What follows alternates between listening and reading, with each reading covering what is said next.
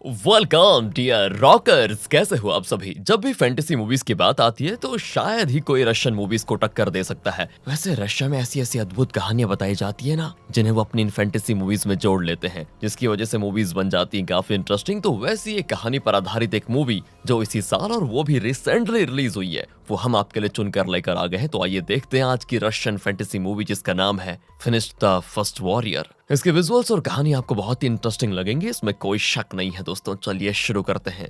तो कहानी की शुरुआत होती है बेलारिस नाम के एक छोटे से गांव में। उसके चारों तरफ घने जंगल हैं। यहाँ वॉइस ओवर में कोई कहता है कि मैं फैल्कन वीर हूँ और ऐसा कोई बड़ा जानवर या राक्षस है ही नहीं जिसे मैं पकड़ नहीं सकता। मेरी तरह कई फैल्कन्स हैं जो बड़े बड़े जानवरों का शिकार करते फिरते हैं, पर हाँ, मुझ जैसा वीर कोई नहीं है, क्योंकि मेरा नाम है। अब दोस्तों, इससे पहले वो अपना नाम बताता, उसका नौकर आ जाता है और कहता है कि बॉस बॉस, आपने मुझे बुलाया था क्या? अब गधे कहीं के, मेरा पूरा इंट्रोडक्शन खराब कर दिया तूने। सॉरी फिनिश्ड जी, गलती हो गई। इस तरह वो हीरो का इंट्रो दे देता है दोस्तों। जी हाँ, अपने हीरो का नाम है फिनिश्ड। आगे भी ये नौकर कहानी में बरकरार रहेगा, तो इसका कोई नाम रखना पड़ेगा। चलिए इसको बबलू कह देते हैं। वैसे अपना फिनिश्ड सच में एक वीर है। 100 लोग भी लड़ने आ गए ना तो अकेला सबका मुकाबला कर सकता है, इतना वीर। तो अब फिनिश्ड और बबलू जंगल में जा रहे होते हैं। यार बबलू, हम जिस बड़े जानवर को ढूंढ रहे हैं वो कहाँ चला गया? क्या बॉस, मैं भी आप ही की तरह साथ आ रहा हूँ, मुझे कैसे पता होगा कि वो कहाँ गया? वैसे हम जिस सुअर को ढूंढ रहे हैं उसने आसपास के गांव के खेतों को बर्बाद कर दिया है, और मैंने सोचा भी नहीं था बबलू कि सुअर का शिकार करने की नौबत आ जाएगी मुझे। बॉस, सुअर को इतना मामूली मत समझो, वो बहुत बड़ा और खतरनाक है। अरे बड़े से बड़े राक्षस से मैं नहीं डरता, तो ये सुअर किस खेत की मूली है? इस तरह डायलॉग झाड़ते हुए वो आगे देखता है तो एक बड़ा सा सुअर खराटे भर रहा होता है। बॉस बॉस, अभी भी टाइम है, वापस चलो। जिस पगडंडी से यहाँ तक आए ना उसी से वापस चले जाते हैं। अबे तू मेरी इंसल्ट कर रहा है क्या बबलू? इस सुअर से मैं नहीं डरता। ये कहकर फिनिश्ड सर पर हेलमेट पहनकर हथियार लिए तेजी से आगे बढ़कर एक जंप मारता है, लेकिन सुअर की तोंद से टकराकर नीचे गिर जाता है। मैं हार नहीं मानूंगा, ये कहकर वो उसको धक्का देने की कोशिश करता है, लेकिन बात नहीं बनती, तो उसकी तोंद पर लकड़ी चलाने लगता है, पर सुअर तो हिलने का नाम ही नहीं लेता। यहाँ फिनिश्ड मेहनत कर रहा है, लेकिन बबलू को देखिए मजे से चिकन और रोटी खा रहा है। फिनिश्ड सुअर के बाल पकड़कर उसकी पीठ पर चढ़ जाता है और खूब पीटता है उसको कि सपना देखना छोड़ और उठ जा सुअर कहीं के, लेकिन वो जरा भी नहीं हिलता। बबलू अपने बैग से उसको मारने लग जाता है तो गलती से उसका बैग सुअर की नाक में फंस जाता है। अब उसको निकालने के लिए वो भाला अंदर घुसाता है, पर लगता है सुअर को गुदगुदी हो गई। वो जाग जाता है और जोर से चीखता है और बबलू को नहला देता है पूरा। ये कोई नॉर्मल सुअर नहीं है दोस्तों, चमगादड़ जैसे पंख हैं इसके। अब बबलू रिवर्स गियर में चलने लगता है तो सुअर आगे बढ़ता है। बबलू को बचाने के लिए फिनिश्ड नीचे उतरकर उसकी नाक पकड़ता है। सुअर तो अपना सर हिला देता है और फिनिश्ड तब उड़कर उसकी पीठ पर लैंड हो जाता है। तभी बबलू भी फिनिश्ड के पास रस्सी को फेंक कर कहता है कि बॉस बॉस, अब तो आप ही इसका शिकार कर सकते हैं। और अब सुअर तो डर के मारे उड़ने लग जाता है। उसके पंख पर 2 नाखून होते हैं जिन पर हुक लगाकर फिनिश्ड उसे लॉक कर देता है। कुछ ही दूर पर फिनिश्ड का गांव दिखता है। अब जैसे सुअर गांव के ऊपर उड़ता है ना तो फिनिश्ड उसके पंख पकड़कर खींचता है और सुअर उड़ ही नहीं पाता। वो सीधे फिनिश्ड के गांव में जाकर लैंड कर देता है। पहले तो गांव वाले घबराते हैं, लेकिन सुअर के ऊपर अपने हीरो को बैठा देखकर सभी उसकी जय जयकार करते हैं कि फैल्कन वीर आ गया है। और यहाँ पे मूवी का टाइटल डालकर मूवी आगे बढ़ती है। अब उस सुअर को पकाकर वो गांव वालों के साथ शेयर करता है और खासकर बच्चों को देता है। फिनिश्ड की तरह वहाँ कई डॉल्स होते हैं जिन पर वो अपना ऑटोग्राफ देता है। वैसे यहाँ फिनिश्ड जैसे कई फैल्कन वीर हैं, लेकिन जो फैल्कन सबसे खतरनाक जानवर का शिकार करके लेकर आता है ना, उसी को इज्जत, खाना, रहने की जगह सारी चीजें दी जाती है। फिनिश्ड ये सारी चीजें इसीलिए करता है ताकि लोग उसको सबसे ज्यादा वीर समझें और उसे इस तरह से इज्जत देते रहें। यहाँ से अब सीधे याका नाम की एक जादूगरनी को दिखाते हैं। मार्केट में वो कुछ खरीद रही होती है कि अचानक उसके एक हाथ की चमड़ी सिकुड़ने लगती है, जैसे कि वो बूढ़ी हो रही हो। वो अपने बैग से एक मैजिकल एप्पल खाती है तो ये देखिए उसकी जवानी वापस। वो फिनिश्ड से कहती है कि गर्मियों के दिन है, ऐसे में अगर तुम तालाब से पत्थरों को हटा दोगे तो मुझे पानी मिलने में आसानी होगी। पर फिनिश्ड अकड़ कर कहता है कि अरे मुझे समझ के क्या रखा हुआ है तुमने, मैं बहुत बड़ा वीर हूँ, कोई तुम्हारे घर का नौकर नहीं। जानती हो, मैंने ज्वालामुखी पर्वत पर पत्थर से बने उस राक्षस को हराया है, घने जंगल में 2 सर और 6 हाथों वाले उस जानवर को मारा है, और तो और पहाड़ पर रह रहे उस खतरनाक मॉन्स्टर को भी मैंने ही हराया है। ऐसे वीर को तुम तालाब से पत्थर निकालने को कह रही हो? और यहाँ पर बबलू भी चुप नहीं रहता और कहता है कि अरे तुम असल में बूढ़ी जादूगरनी हो ना, मैजिकल एप्पल खाकर जवानी दिखाती रहती हो, लोगों को धोखा दे रही हो तुम। और इस पर ये देखिए दोस्तों, याका एक मैजिकल पाउडर उस पर डालती है जिससे कि उसकी टोपी में जान आ जाती है और वो बबलू को निगलने लगती है। आखिर तब फिनिश्ड उसको बचा लेता है, लेकिन याका यहाँ पर फिनिश्ड को देखकर हंसती रहती है और इस इंसल्ट को फिनिश्ड बर्दाश्त नहीं कर पाता। दोनों घर तो आ जाते हैं, पर फिनिश्ड कहता है कि हमें किसी और खतरनाक मॉन्स्टर का शिकार करना पड़ेगा, तभी याका जैसे लोग हमारी इज्जत करेंगे। बॉस, मैं एक जगह को जानता हूँ जहाँ ऐसा मॉन्स्टर रहता है। दक्षिण दिशा में जो जंगल है उसे पार करके एक पहाड़ आता है, उस पहाड़ पर एक बड़ा किला है जहाँ पे एक खतरनाक मॉन्स्टर ने एक लड़की को बंदी बनाकर रखा हुआ है। पहले भी कई फैल्कन्स उस लड़की को बचाने के लिए और अपनी ताकत की मिसाल कायम करने के लिए उस मॉन्स्टर से लड़ने की कोशिश कर चुके हैं, लेकिन जो भी फैल्कन वहाँ जाता है ना, वो जिंदा नहीं लौटता। अबे ये बात तूने पहले क्यों नहीं बताई बबलू? हम तो जरूर जाएंगे और उस मॉन्स्टर का खात्मा करके उस लड़की को छुड़ा लेकर आएंगे, देखना। दोस्तों यहाँ से कट करके कुछ घंटों के बाद दिखाते हैं कि दोनों जंगल पार करके उस पहाड़ के पास पहुंच चुके हैं। वहाँ कुछ फैल्कन्स कैंप फायर लगाकर बैठे होते हैं। फैल्कन्स के बीच हमेशा कंपटीशन चलता रहता है कि कौन सबसे ताकतवर वीर है, इसीलिए वो फिनिस्ट को उतनी ज्यादा इज्जत नहीं देते। पर फिनिस्ट उनसे कहता है कि देखो, मैं भी तुम्हारी तरह उस मॉन्स्टर को जान से मारने के लिए ही आया हूँ। अलग अलग जाने से तो अच्छा होगा कि हम एक टीम बनाकर उस मॉन्स्टर से लड़े और उसको हरा दे। वैसे तुम लोग काफी थके हुए लग रहे हो, ये एनर्जी ड्रिंक पी लो, काफी चुस्ती महसूस करोगे। वो भी ड्रिंक कर लेते हैं क्योंकि फिनिस्ट उनसे कई ज्यादा नाम कमा चुका था और उन्हें विश्वास है कि फिनिस्ट उन्हें धोखा नहीं देगा। फिनिस्ट फिर बबलू को अलग में ले जाकर पूछता है कि ओए सुन, तूने आइटम ठीक से मिला दिया था ना इसमें? अरे बिल्कुल मिला दिया था बॉस। उसे शराब को पीते ही सब के सब सो जाएंगे और खराटे भरने लगेंगे। वेरी गुड चले, बस सुबह हो जाए, मैं अकेला किले में जाकर उस मॉन्स्टर की धज्जा उड़ा दूंगा। वो इतना आसान काम नहीं है बॉस। अरे मुझे उसकी कोई फिक्र नहीं है बबलू, मुझे तो बस लोगों की नजरों में हमेशा वीर बनकर रहना है। अपना इमेज मेंटेन करने के लिए मैं कुछ भी कर सकता हूँ। वेल दोस्तों, अगली सुबह बाकी फैल्कन्स गहरी नींद में होते हैं। तभी फिनिस्ट पहाड़ के उस किले पर आता है और उसके बड़े दरवाजे को खोलकर अंदर जाता है। वहाँ पर हर तरफ कपड़े लटक रहे होते हैं। वो एक लड़की को देखता है जिसका नाम है लीजा। फिनिस्ट कहता है कि मैंने सोचा कि सबसे पहले तो मेरी मुलाकात उस मॉन्स्टर से होगी और मैं उसे मारकर आपको छुड़ा ले जाऊंगा। खैर आप डरिए मत, मैं आपको बचाने के लिए आया हूँ। वो कहती है वो मुमकिन नहीं होगा, तुम यहाँ से चले जाओ। ये कहकर वो डर के मारे भागने लगती है। फिनिस्ट उसका हाथ पकड़कर पूछता है कि आप मुझसे डर क्यों रही है? मैं सच में आपको यहाँ से लेकर जाऊंगा। लीजा कहती है मुझे तुमसे नहीं, उस मॉन्स्टर से डर है। और तभी दोस्तों एक सांप फिनिस्ट को काटने के लिए वहाँ पर आता है। लीजा तो डर के मारे भाग जाती है। तब फिनिस्ट उस सांप से लड़ने लगता है और तो पहली बार उस मॉन्स्टर को दिखाते हैं जो कि बिल्ली, ड्रैगन और सांप का मिश्रण लगता है। जो सांप फिनिस्ट पर हमला कर रहा था ना, वो उस मॉन्स्टर की पूंछ है। पहले तो वो फिनिस्ट को मारकर गिरा देता है, लेकिन फिर अपना हीरो दोस्तों उस मॉन्स्टर को उठाकर पटक देता है और फिर अपने हथियार से दीवार पर मारता है तो एक बड़ा पत्थर उस मॉन्स्टर पर गिर जाता है और वो काफी घायल। मौका देखकर फिनिस्ट उसकी पूंछ पकड़कर उसके 2 टुकड़े करने की कोशिश करता है, लेकिन पूंछ तो सांप है, इसीलिए वो फिनिस्ट पर जहर उगलकर जल्दी से बच निकलता है। इस बात से बेखबर फिनिस्ट आंखें मलता रह जाता है क्योंकि वो ठीक से देख नहीं पाता। फिर वो अपने हथियार से आसपास के खंभों पर वार करने लग जाता है। उसे लगता है कि वो मॉन्स्टर यहीं कहीं पर होगा और खंभों के हिलने से किले का सबसे बड़ा मीनार टूटकर गिर जाता है। उस आवाज को सुनकर बाकी फैल्कन्स भी आ जाते हैं। ये अपना बबलू, इसको देखिए, ये फिनिस्ट की तारीफ पे तारीफ करता है कि जिस खतरनाक मॉन्स्टर को आज तक कोई फैल्कन मार नहीं पाया, उसे फिनिस्ट ने मार डाला। लेकिन अभी फिनिस्ट की हालत ऐसी है कि वो एक जगह पर फंसा हुआ है, वहां से बाहर नहीं निकल पाता। बबलू और बाकी फैल्कन्स मिलकर उसको बाहर निकालते हैं। फिनिस्ट उनका शुक्रिया अदा करता है और कहता है कि अरे वैसे तुम सब हो कहाँ? बबलू कहता है कि मजाक मत करो बॉस, हम सब आपके सामने खड़े हैं। फिनिस्ट कहता है कि अबे बबलू, मैं सच बोल रहा हूँ, मेरी आंखों के सामने अंधेरा छाया हुआ है बस। और तब बाकी फैल्कन्स बताते हैं कि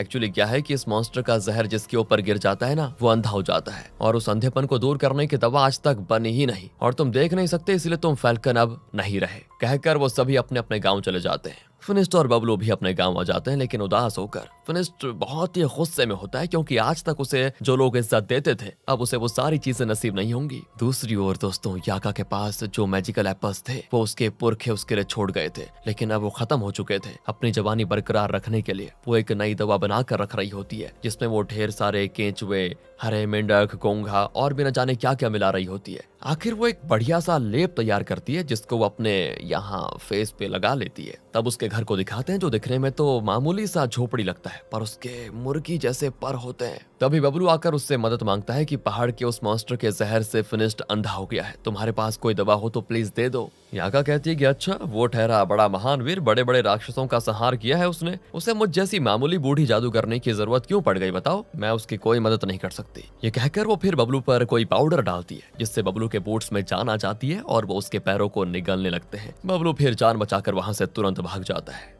अब यहाँ फिनिस्ट भी समझ चुका था कि उसे अंधेरे में जीने की आदत डालनी पड़ेगी क्योंकि अब वो फैल्कन नहीं रहा। फिर भी गांव वाले उस पर तरस खाकर उसे अक्सर फल वगैरह देते हैं, लेकिन गांव के बच्चे चोरी छुपे उन्हें वापस लेकर भी चले जाते हैं। असल में जब फिनिस्ट फैल्कन था तब बच्चों को अपने घर में आने से कभी मना नहीं करता था और वो उसके घर से चोरी छुपे फल वगैरह ले जाते थे। अभी भी वो आदत के मारे वही सब करने लग जाते हैं, लेकिन फिनिस्ट दोबारा जाकर उनसे फल नहीं मांगना चाहता। बहुत देर हो जाती है और अब फिनिस्ट को भूख भी लगती है। तभी बारिश होने की आवाज को सुनकर फिनिस्ट बाहर जाता है। असल में बारिश के मौसम में यहाँ के लोग घर के बाहर नहीं निकलते और इसी मौके का फायदा उठाकर फिनिस्ट किसी कचड़े के डब्बे में फेंके हुए फल खाकर अपनी भूख मिटाता है। फिर जब वो घर आता है तो बबलू कहता है कि देखिए बॉस, अब आप फैल्कन नहीं रहे, इसलिए आपके साथ रहकर मेरा भी कोई फायदा नहीं होगा, मैं किसी और का चेला बनकर रह लूंगा। कहकर बबलू भी चला जाता है। फिनिस्ट मायूस हो जाता है कि उसका वफादार नौकर भी उसको छोड़कर चला गया। और तब याका आती है और उसे फल और ब्रेड देती है। वो कहती है कि जब मैंने तुम्हारी मदद मांगी तो तुमने नहीं की, इसीलिए मैं तुमसे गुस्सा जरूर थी, लेकिन तुमसे बदला लेना मेरा इरादा नहीं है। जहाँ तक मुझे पता है तुम्हारी आंखों को ठीक करने की दवा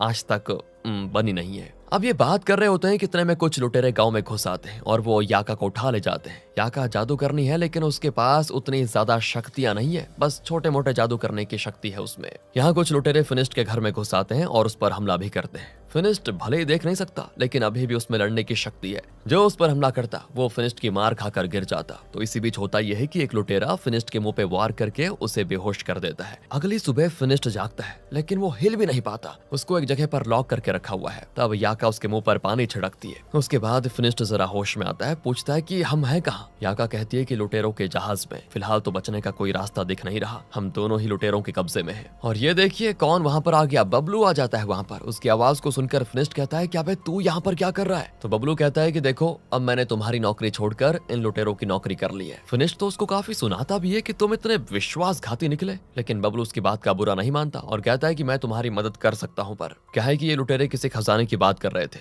मैंने चुपके से उनकी बातें सुनी और वहां से एक कीमती चीज उठा लाया। कहकर वो एक पुराना दिया निकालता है और कहता है कि इसकी चमक से तो लगता है कि ये काफी महंगा होगा, इसको बेचकर हमें खूब सारे पैसे मिल जाएंगे। ये कहकर वो उस दिए को गलती से घिस देता है और अचानक वहां मिट्टी का बना एक जिन प्रकट होता है। दोस्तों ये लोग तो डर जाते हैं और तभी वहां पर एक लुटेरा भी आ जाता है। तो जिन तो उसको एक ही मार में आसमान में उड़ा देता है। इसी बीच फिनिस्ट अपने जंजीरों को निकालने में सफल हो जाता है और फिर याका फिनिस्ट को बताती जाती है कि जिन किस तरफ से हमला कर रहा है। उसके हिसाब से फिनिस्ट उससे लड़ता रहता है। फिनिस्ट उसे कितना भी मारे जिन को कुछ होता नहीं, पर वो उल्टा फिनिस्ट को उठाकर पटकता है तो फिनिस्ट फिर बेहोश। वो बबलू की तरफ मुड़ता है तो वो तो जान की भीख मांगता है कि गलती हो गई मेरे बाप, जो मैंने दिए को घिस दिया, मुझे माफ कर दीजिए, कृपा करके उसके अंदर चले जाइए। लेकिन जिन उस इंसान की बात मानता है जिसने उसे दिए से बाहर निकाला हो, इसीलिए बबलू की बात मानकर वो चुपचाप दिए के अंदर चला जाता है। अब वो याका से पूछता है कि ये कैसा मॉन्स्टर है। याका कहती है कि ये एक बुरा जिन है जिसे इन लुटेरों ने अपने दुश्मनों को डराने के लिए रखा हुआ है। इसी बीच लुटेरे बबलू को भी बंदी बना लेते हैं कि हमारे ही साथ रहकर तुम इनकी मदद करने चले, तुम्हें भी बंदी बनाना पड़ेगा। दोस्तों अब इनका जहाज हीवा नाम के एक शहर पहुंचता है। वहाँ के मार्केट में तरह तरह के फूड आइटम्स बिक रहे होते हैं। फिनिस्ट बबलू और याका को मार्केट के बीच में बांध कर रखा होता है।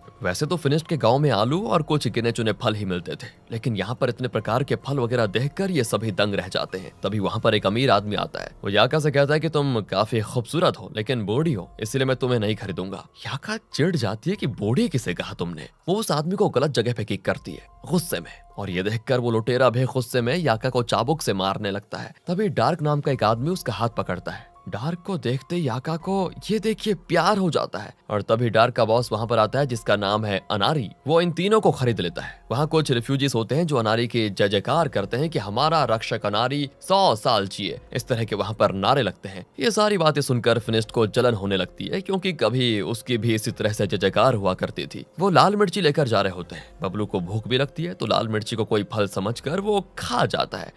फिर जलन के मारे उसकी आंखों में नदियां बहना शुरू हो जाती है और तब एक आवाज आती है कि मैं जमाल हूँ और तुम जरूर कोई पागल होगे जो मिर्ची और फल के बीच का फर्क नहीं जानते। बबलू चौंक जाता है कि कौन बोला। वो आवाज कहती है कि मैं तुम्हारे आगे ही तो चल रहा हूँ, दिखता नहीं क्या। असल में इनके आगे ऊंट चल रहा होता है और उसी का नाम है जमाल। बबलू चौंक कर पूछता है कि इस शहर में ऊंट भी बोलते हैं क्या। अब जमाल गुस्सा हो जाता है कि मुझे ऊंट मत कहो, समझे। वो जो डार्क है ना, मैं उसी की बॉडी में रहता था, लेकिन एक बुरे मांत्रिक के शाप से मेरी आत्मा जो डार्क की बॉडी में थी अब इस ऊंट की बॉडी में आ गई है। लेकिन अनारी ने मुझसे वादा किया है कि वो मेरी आत्मा को मेरी ओरिजिनल बॉडी में पहुंचाने में मदद करेगा। और जैसा तुम लोग सोच रहे हो, अनारी वैसा जुल्मी आदमी नहीं है। असल में लुटेरे तुम जैसे मासूम लोगों को उठाकर लाते हैं और यहाँ पर बेच देते हैं। अनारी ऐसे लोगों को खरीद लेता है है और फिर उन्हें वापस उनके गांव या जहां भी वो रहते हैं वहां भिजवा देता है। यहाँ से सीधे रेगिस्तान के बीच बने हुए अनारी के घर को दिखाते हैं जो कि काफी आलीशान होता है। अनारी कहता है कि मेहमानों को पानी दो, तभी कछुए जैसा एक रोबोट पानी लेकर आता है। अब ये लोग तो डरते हैं तो अनारी कहता है नहीं नहीं, घबराने की जरूरत नहीं है, मैंने अपनी वैज्ञानिक कोशिशों से कछुए जैसा यंत्र बनाया है। इस घर में खाना पकाना, साफ सफाई करना, इस तरह के सारे काम ये यंत्र ही करते हैं। आप लोग नहा लो, गर्मा गर्म खाना तैयार हो जाएगा आपके लिए। ये लोग भी मस्त नहा कर आते हैं। याका जो बूढ़ी दिखती थी काफी यंग लगती है। टेबल पर तरह तरह के फल होते हैं, पर अपनी फिनिस्ट की टीम ने तो जिंदगी में इतने सारे फल कभी देखे नहीं थे। ऊपर से फिनिस्ट कुछ भी देख नहीं सकता, वो टेबल पर रखा नैपकिन उठाकर खाने लग जाता है। तब याका उसको रोकती है। तब अनारी कहता है कि रुकिए, ये सारी चीजें तो मेन डिश के बाद खाने की हैं, मेन डिशेस तो अब आएंगे। कहकर वो ताली बजाता है और कई कछुए डिशेस लेकर हाजिर हो जाते हैं। फिर पेट भर खाना खाने के बाद अनारी इनको एक सीक्रेट कमरे में लेकर जाता है जो दिखने में एक लैब लगता है। वहाँ एक कंटेनर में गोल्ड लिक्विड होता है। वो बताता है कि इसमें ऐसी शक्ति है कि इंसान हमेशा जवान बना रहे, लेकिन अभी तक मैंने इसको ठीक से किसी पर टेस्ट नहीं किया, इसीलिए इसका इस्तेमाल नहीं कर सकता। फिर वो फिनिस्ट के सर पर एक डिवाइस फिक्स करता है जिस पर ग्लास होता है, उसके जरिए फिनिस्ट साफ साफ देख सकता है। वो बड़ी एक्साइटमेंट में कहता है कि बबलू, याका, मैं तुम्हें देख पा रहा हूँ। तब फिनिस्ट अनारी से लिपट जाता है कि अरे आपने मेरी जो मदद की है उसको मैं जन्म जन्मांतर तक नहीं भूल पाऊंगा। उसके बाद अनारी उन्हें वो जादुई दिया दिखाता है जिसके अंदर से जिन निकला था। बबलू तो डर जाता है कि प्लीज इसको गलती से भी घिसना मत, बड़ा खतरनाक मॉन्स्टर निकलता है इसके अंदर से। लेकिन अनारी उसकी बात नहीं मानता और उस दिए को जरा घिस देता है। उसमें से निकलता है जिन। असल में ये मॉन्स्टर जिन मंत्र शक्ति से बनाया गया था, पर अनारी के पास एक ऐसा यंत्र है जिससे कि उसकी मंत्र शक्ति को अलग किया जा सकता है। उसकी मदद से वो उस शक्ति को मॉन्स्टर से अलग कर देता है और इस तरह से उस मॉन्स्टर का खात्मा हो जाता है। अनारी कहता है कि देखो, कल सुबह तुम्हें तुम्हारे गाँव छोड़ने के लिए मेरा जहाज तैयार रहेगा। तो दोस्तों, उस रात तीनों आराम से सोते हैं कि कल घर जाएंगे। जमाल तो याका को इम्प्रेस करने में लगा होता है कि तुम बहुत ही सुंदर हो, एकदम देवी लगती हो, वगैरह वगैरह। तभी वहाँ पर एक पक्षी आता है जो कि लकड़ी का बना हुआ है। इसे भी अनारी ने बनाया था। असल में उसमें अनारी के लिए एक खबर भेजी गई थी जिसको पढ़कर अनारी परेशान हो जाता है। तो फिनिस्ट पूछता है कि क्या बात है, क्या दिक्कत हो गई। अनारी कहता है कि दक्षिण दिशा में एक रेगिस्तान है जहाँ एक खतरनाक मॉन्स्टर आया है। कुछ शिकारियों पर उसने हमला किया। उस मॉन्स्टर की पूंछ सांप जैसी दिखती है और उसका रूप बिल्ली जैसा है। अगर वो मॉन्स्टर शहर के अंदर आ गया तो लोगों को मार डालेगा। फिनिस्ट बताता है कि अरे, आप जिस रूप का जिक्र कर रहे हैं उस मॉन्स्टर से मैं एक बार लड़ा भी था, शायद वही अब रेगिस्तान में पहुंच गया है। आपकी वजह से मेरी आंखें लौट आई, तो बदले में मुझे भी आपके लिए कुछ करने का मौका दीजिए, मैं उस मॉन्स्टर को पकड़ कर लेकर आऊंगा। अनारी भी उसकी बात मान जाता है। फिर सभी सो जाते हैं, लेकिन याका उठकर अनारी के लैब में जाती है और उसी गोल्ड लिक्विड को ढूंढती है जिससे कि वो हमेशा हमेशा के लिए जवान रहे। लेकिन अचानक ही अनारी की आहट को सुनकर वो क्लॉक वाले बॉक्स में छुप जाती है। पर अनारी बड़ी आसानी से पता लगा लेता है और कहता है कि बाहर निकलो मेरी जान, इस वक्त मेरे लैब में तुम कर क्या रही हो। याका कहती है कि आप इतने बड़े वैज्ञानिक जो ठहरे तो सोचा आपसे कुछ बुक्स लेकर पढ़ लूं। तो अनारी कहता है कि झूठ बोलते हुए तुम काफी क्यूट लगती हो वैसे। अब अगले दिन अनारी एक बड़ी मशीन लाकर रखता है। वो टार्क के साथ मिलकर उसके एक लीवर को घुमाने लग जाता है और बताता है कि ये मेरा नया आविष्कार है, ये एक फ्लाइंग मशीन है। कहकर वो कुछ बीज ऊपर उछालता है जो कि स्पिन करते हुए आराम से जमीन पर लैंड करते हैं। वो कहता है कि इसी कॉन्सेप्ट के आधार पर मैंने ये मशीन बनाई है। तब वो फिनिस्ट से कहता है कि तुम एक फैल्कन हो, राइट? मैंने तुम्हारा कवच और हथियार यहाँ मंगवा लिया है। और अपना हथियार पाकर फिनिस्ट बहुत ही खुश होता है। अनारी कहता है कि ऊपर एक बटन है, उसको दबाओ। और जब फिनिस्ट उसको दबाता है तो उसके आगे का हिस्सा जो कि चेन से बंधा हुआ लोहे का गोला होता है वो तेजी से निकलकर दीवार तोड़ देता है। और जब वो उसी बटन को दोबारा दबाता है तो वो गोला फिर से उसके हथियार के साथ कनेक्ट हो जाता है। और अब फाइनली उस मॉन्स्टर को पकड़ने के लिए फिनिस्ट निकल रहा होता है। बबलू और याका भी उसके साथ आना चाहते हैं। तो फिनिस्ट पूछता है कि तुम दोनों को आने की क्या जरूरत है। बबलू कहता है कि अगर मैं तुम्हारी मदद करूंगा तो अनारी ने मुझे ढेर सारे पैसे देने का वादा किया है। और याका, तुम क्यों आना चाहती हो? अगर उस मॉन्स्टर को पकड़ने में मैंने तुम्हारी मदद की तो अनारी मुझे वो गोल्ड लिक्विड देगा जिससे कि मैं हमेशा हमेशा के लिए जवान रहूंगी। और अब इनकी मदद करने के लिए जमाल और डार्क भी उस मशीन में बैठ जाते हैं और मस्त उड़ान भरकर रेगिस्तान में लैंड करते हैं जहां पर वो खतरनाक मॉन्स्टर रहता है। वहां उन शिकारियों का टेंट होता है और वहां अभी तक आग भी जल रही होती है, पर लगता है वहां पर काफी तोड़फोड़ मची हुई है। मतलब कि वो मॉन्स्टर कहीं आसपास ही होगा। ये सोचकर ये लोग उसके पैरों के निशान को फॉलो करते हैं। अब वहां पर एक गुफा होती है। ये लोग एक बॉक्स लेकर आए थे जिसका बटन दबाते ही वो एक बड़ा पिंजरा बन जाता है। अनारी ने ये भी बताया था कि इसका लीवर खींचने पर ये खुद उस मॉन्स्टर को अपने अंदर लॉक कर लेगा। फिर बाकियों को बाहर छोड़कर फिनिस्ट अकेले गुफा में जाता है। वहाँ छुपा हुआ है वो मॉन्स्टर और वो सीधा फिनिस्ट पर हमला कर देता है। हालांकि फिनिस्ट को नया हथियार भी मिला था, लेकिन उस मॉन्स्टर का मुकाबला वो कर नहीं पाता अच्छे से और बेहोश हो जाता है। अब वो मॉन्स्टर गुफा से बाहर निकलता है और फिनिस्ट को काट करने वाला ही था कि इतने में फिनिस्ट के साथी उस पिंजरे का लीवर खींचते हैं तो पिंजरे का एक तरफ का दरवाजा खुलता है और अंदर से ढेर सारी जंजीरें निकलती हैं और फाइनली उस मॉन्स्टर को समेटकर बॉक्स में बंद कर देती है। और अब ये लोग उस पिंजरे को लेकर वापस अनारी के घर की ओर पैदल चलने लगते हैं। अब आप पूछोगे कि पैदल क्यों, इनका वो फ्लाइंग मशीन कहाँ चला गया? असल में अनारी ने उसको सिर्फ रेगिस्तान पहुंचने तक के लिए ही प्रोग्राम किया था, वापस जाने के लिए वो डिजाइन नहीं किया गया था। चलते चलते रात हो जाती है और ये लोग अब एक जगह रुकने का फैसला करते हैं। कुछ ही देर में सभी सो जाते हैं, लेकिन फिनिस्ट नहीं सोता। उसे पिंजरे के अंदर से किसी लड़की के गाने की आवाज आती है। जल्दबाजी में वो पिंजरे का दरवाजा खोलता है तो वहाँ मॉन्स्टर के बजाय लिसा होती है। फिनिश चौंक जाता है कि तुम यहाँ कैसे आ गई? वो मॉन्स्टर कहाँ चला गया? वो कहती है कि तुम्हें सच बताऊं, मैं ही वो मॉन्स्टर हूँ। फिनिश कहता है कि मैं जानता हूँ कि तुम बुरी लड़की नहीं हो, प्लीज यहाँ से बच निकलो। पर इतने में याका जाग जाती है और वो फिनिस्ट को भी उस पिंजरे में बंद करके उसे लॉक कर लेती है। वो कहती है मुझे माफ कर दो फिनिस्ट, मुझे जवान रहने का वो लिक्विड चाहिए और बबलू को पैसे चाहिए। तुम्हारे स्वार्थ के लिए हम अपने इच्छाओं की कुर्बानी नहीं दे सकते। अब लीजा फिनिश से कहती है कि मुझे माफ कर दो, मेरी वजह से तुम भी यहाँ पर फंस गए। कोई बात नहीं लीजा, लेकिन तुम्हारे अंदर वो मॉन्स्टर आया कैसे? तब लीजा बताती है कि मुझे किसी ने ये शाप दिया था। जब तुम उस दिन किले में आए थे और तुमने मेरा हाथ पकड़ा तो अगले ही पल मेरा शरीर एक मॉन्स्टर का रूप लेने लग गया, इसलिए मुझसे दूर रहना ही तुम्हारे लिए अच्छा होगा। फिनिस्ट उसको दिलासा देता है कि देखो, तुम्हें इस शाप से मुक्त कराने का कोई ना कोई रास्ता जरूर होगा। मुझे उम्मीद है कि अनारी हमारी मदद जरूर करेगा। बातों ही बातों में लगता है कि इनको एक दूसरे से प्यार भी हो गया दोस्तों, लेकिन वो इजहार नहीं करते। अनारी के घर के दो नौकर एक बुजुर्ग को लेकर आए होते हैं जिसके पास एक बिल्ली है। उसकी पूंछ चमक रही होती है? इस बिल्ली की पूंछ तुम्हारे पूरे घर को रोशनी से भर देती है, लेकिन मंत्र शक्ति यहाँ के लोगों के लिए खतरा भी बन सकती है। ऐसी शक्तियों को मिटाने में ही सबकी भलाई है। ये कहकर वो उस बिल्ली के शरीर से शक्तियां चूस कर उसको एक नीले रंग के लिक्विड में बदल लेते हैं और उसको एक अलमारी में रख देते हैं। तब दिखाते हैं कि वहाँ इस तरह के हजारों लिक्विड्स हैं। अगली सुबह अनारी हमेशा की तरह अपने कछुओं को ट्रेन कर रहा होता है, लेकिन कुछ ही देर में वो चलना बंद कर देता है। एक बार याका ने अपनी मंत्र शक्ति से बबलू की टोपी में जान डाल दी थी। फिलहाल उस टोपी को एक पिंजरे में रखा गया है। अनारी उसको एक टेबल पर रखता है तो उसकी सारी शक्तियां एक लिक्विड में बदल जाती है, जिसे फिर वो उस कछुए में डालता है। तब जाकर वो कछुआ चलने लगता है, लेकिन तब तक याका और बबलू वहां पहुंच चुके थे और वो छुपकर ये सारी चीजें देख लेते हैं। वो तुरंत ही फिनिस्ट को पिंजरे से बाहर लेकर आ जाते हैं और बता देते हैं कि अनारी अच्छा आदमी नहीं है। पर इतने में अनारी अपने आदमियों की मदद से इन सभी को पकड़ लेता है। वो कहता है कि तुम लोगों ने उस मॉन्स्टर को पकड़कर वाकई में बहुत ही बढ़िया काम किया है, लेकिन क्या है कि बदकिस्मती से तुम ऐसे रहस्य जान गए हो जो तुम्हें जानना नहीं चाहिए था। यहाँ के सारे लोग मुझे भला आदमी समझते हैं, पर अगर मैंने तुम सबको जाने दिया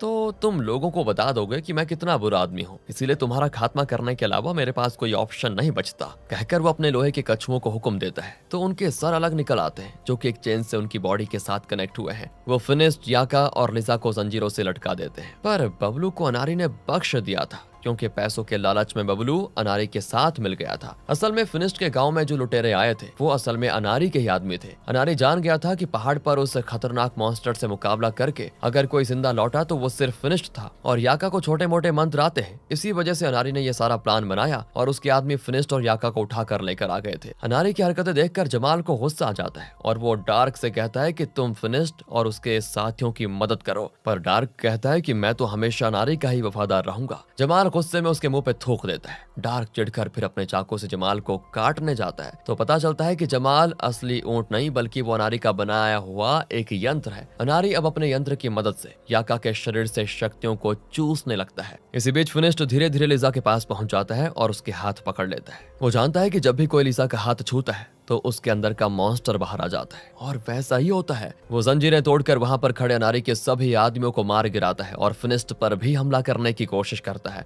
लेकिन फिर रुक जाता है और झट से वहां से बच निकलता है। फिनिस्ट और याका जमाल को ले जाकर वहां से भागने लगते हैं, पर अनारी के आदमी उनका पीछा नहीं छोड़ते। फिनिस्ट उनसे लड़ता भी है। तब डार्क और उसके साथी याका को पकड़ने की कोशिश करते हैं, लेकिन याका अपने मंत्र शक्ति का इस्तेमाल करके अपने बैग से तरबूज के बीज निकाल कर उन पर फेंकती है तो सारे के सारे तरबूज बनकर दुश्मनों के सर पर गिर जाते हैं और वो बेहोश। इसी बीच अनारी के घर के नीचे एक बहुत बड़े कछुए को दिखाते हैं जिस पर सवार होकर वो फिनिस्ट और याका का पीछा करने लगता है। तब बबलू कहता है कि ये आप क्या कर रहे हैं, अब तक ये मंत्र पूरी तरह से तैयार भी नहीं हुआ। अनारी कहता है कि फिक्र मत करो, फिनिस्ट और याका को मिटाने के लिए इसकी शक्ति काफी है। एक सीन में कबर्ड में नीले रंग के बहुत सारे लिक्विड्स दिखाए गए थे, राइट? उन सभी को अनारी ने इस कछुए में भर दिया था और उसी की शक्ति से यंत्र चलेगा अब। पहले तो अनारी फिनिस्ट और याका पर छोटे छोटे कछुए जैसे बॉम्ब्स बरसाता है, वो नीचे गिर पड़ते हैं। फिर वो जमाल के शरीर से उसकी शक्तियां चूसता है, लेकिन याका ये सारी चीजें सह नहीं पाती और वो जमाल को अपनी शक्ति देने लगती है। और जैसे फिनिस्ट ऊपर आता है तो अनारी कछुए की गर्दन मोड़ देता है और फिनिस्ट के सर से वो टकरा जाता है, जिसकी वजह से फिनिस्ट का चश्मा नीचे गिर जाता है। यहाँ याका के शरीर की शक्ति भी चूस ली जाती है। तो बबलू डरता है कि कहीं याका मर ना जाए। वो झट से अंदर घुसकर एक लीवर को खींच देता है। अनारी गुस्सा हो जाता है उसको देखकर कि मेरे साथ गद्दारी की तूने। गुस्से में वो दरवाजा खोलकर याका को नीचे धकेल देता है। अब याका के शरीर से सारी शक्ति जा चुकी है और वो बूढ़ी औरत बन जाती है। और तब लीजा, जिसने मॉन्स्टर का रूप ले लिया था, वो वहां पर आती है। अचानक उसे अपने मुंह के सामने देखकर अनारी झटका खा जाता है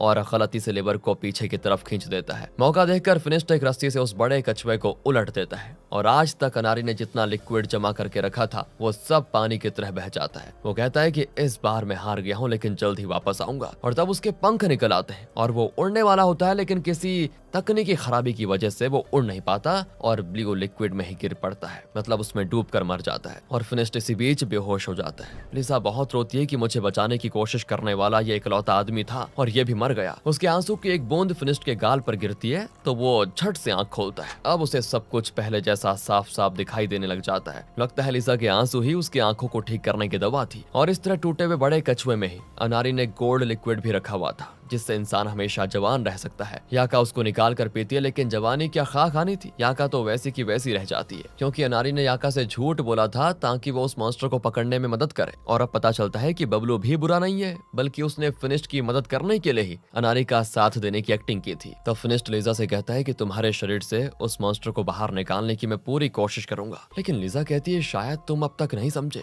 ये लड़की का रूप मेरा नहीं है, मेरा असली रूप तो मॉन्स्टर का है। फिनिस्ट जान जाता है कि लिजा का शाप बदला नहीं जा सकता, इसीलिए वो आखिरी बार उसको किस करके अपने प्यार का इजहार करता है। अगले ही पल वो मॉन्स्टर बन जाती है और फिनिस्ट को छोड़कर वहां से भाग जाती है। अब ये लोग वापस गांव में आ जाते हैं। फैल्कन के कॉस्ट्यूम में फिनिस्ट को देखकर लोग फिर से उसकी जय जयकार करते हैं कि फैल्कन वीर आ गया है, इसने शहर के खतरनाक मांत्रिक अनारी को हरा दिया। फिनिस्ट कहता है कि रुक जाओ, मैंने ये सब अकेले नहीं किया। अगर मेरे दोस्त मेरे साथ न होते तो मैं नारी को जीत नहीं पाता। पोस्ट क्रेडिट सीन में दिखाते हैं कि याका कोई पुराना बुक पढ़ रही है जिसमें उस मॉन्स्टर के बारे में लिखा हुआ है जिसका रूप लिजा को मिला है। वो तुरंत फिनिस्ट को बताती है कि जैसा तुम सोच रहे हो, लिजा का असली रूप मॉन्स्टर नहीं है, वो एक लड़की है, पर कुछ बुरे मांत्रिकों ने उसको मॉन्स्टर बना दिया और उसे झूठ बोल के रखा हुआ है कि मॉन्स्टर का रूप ही तुम्हारा असली रूप है। जब उसे इस बात का एहसास हो जाएगा तो वो मॉन्स्टर नहीं बनेगी। ये सुनकर फिनिस्ट खुशी से नाचने लगता है और इसी के साथ ये मूवी खत्म हो जाती है। लगता है दोस्तों इसका सेकंड पार्ट भी बनेगा, अगर बना तो उसको भी हम आपके लिए एक्सप्लेन करेंगे।